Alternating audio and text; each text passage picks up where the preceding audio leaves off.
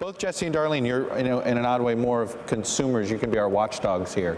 So what should we do better? Jessie, you first. I was ready for this. She's got a list. No, I got my data. Well, all right then. So about a little over a year ago, we interviewed a bunch of journalists who use the health news stories that we produce. We take systematic reviews and original research and write news stories and disseminate them that people can use to make decisions about their health and healthcare. We disseminate them to the news media, and the news media picks them up and rewrites them or not, or posts them, whatever.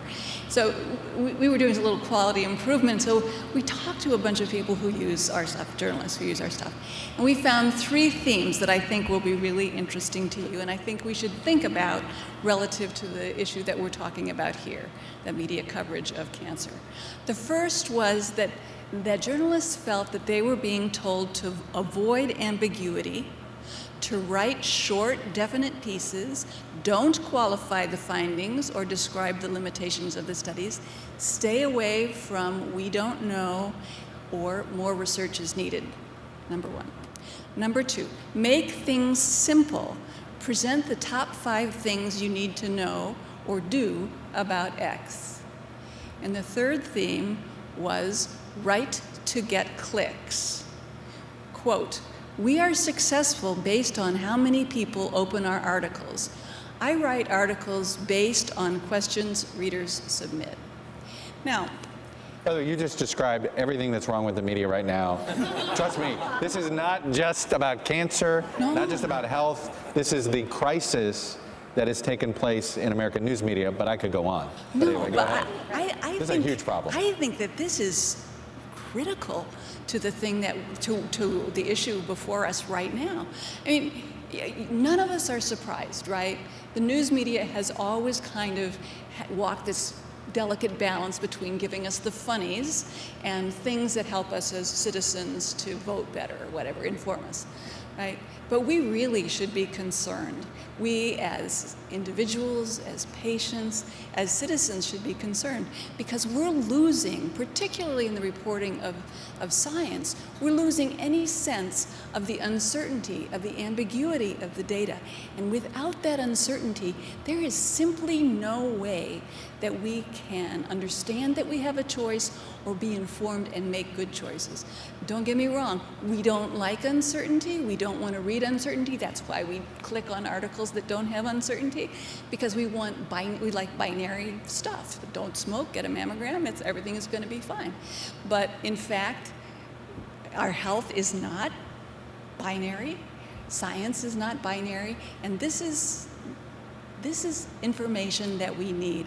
I don't know what's going to happen in the future with the news media, with this kind of increased pressure to produce news that we want to read. I mean, we see ourselves kind of fitting ourselves into these news niches where we only get the news that we want to hear.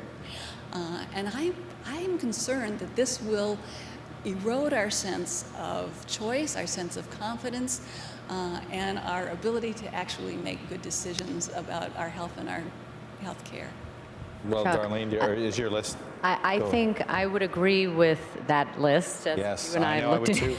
I think where there is a glimmer of hope, and your network and my network represent this, along with the other major networks, they all employ MDs as part of their media core.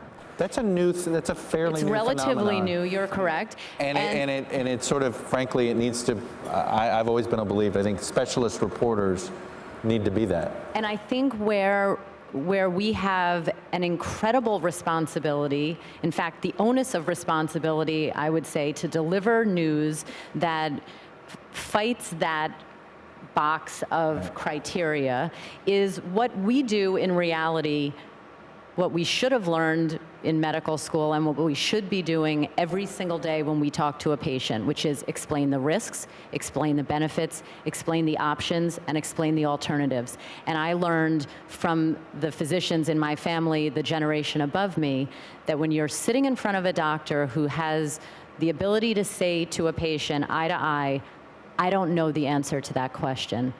You should know you have a good doctor, because we don't know all the answers in medicine. We don't know all the answers in science. And anyone who thinks that at the time we go to air, that we know everything, or this study knows everything, I think you should turn the channel.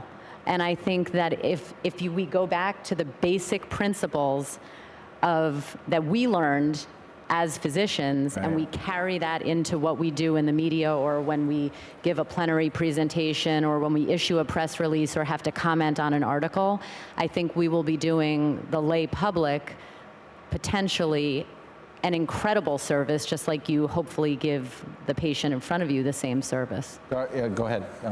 That's what I like, live radio. Live radio is wonderful to overcome that thing.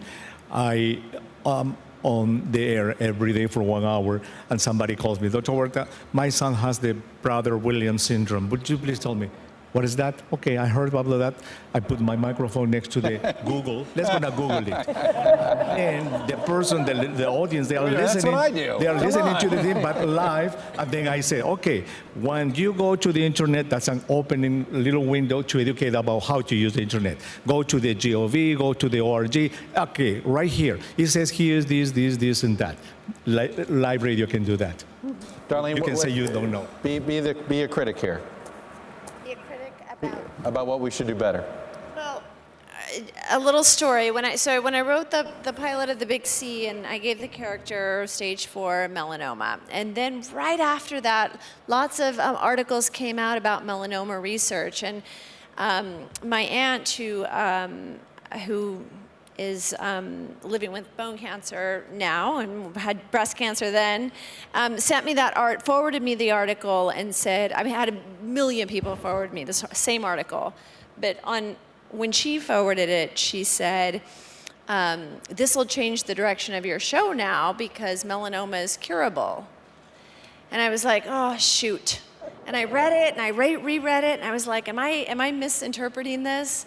But as I continued my research and doing the series, that has become a real sadness, but also part of the reason I'm obsessed with death. And I know I'm a dark person, I get that, but I also feel the more we can talk about the excitement of the journey of death, and we can live a little more of an excited life, because the reality of cancer and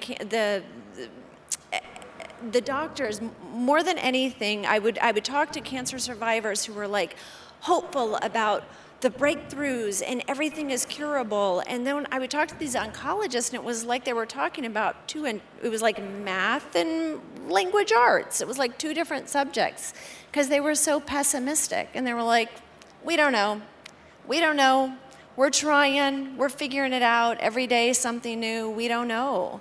It just felt more pessimistic. And so in my look, I'm a writer. I don't know anything. But in my own sort of way of getting through the world, I try to live in the in-between of just enjoying life and hoping the scientists and doctors are doing their research and come up with some good things and help people live a little longer.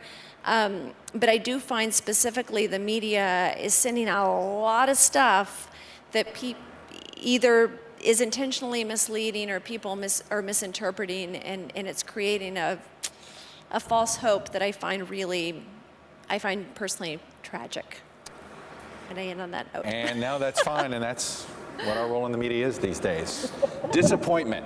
That's why I've banned the word shocking from any story that I'm involved with. It cannot be used in the introduction. A shocking new study, but no. This issue of ambiguity not being allowed on particularly in web clicks is a real problem. We are way past time, so my apologies there, but thank you to everybody here on the panel. I hope we got to some of what you guys wanted to talk about, and I'm sure you now hate the media even more than you did when we began. So thanks very much.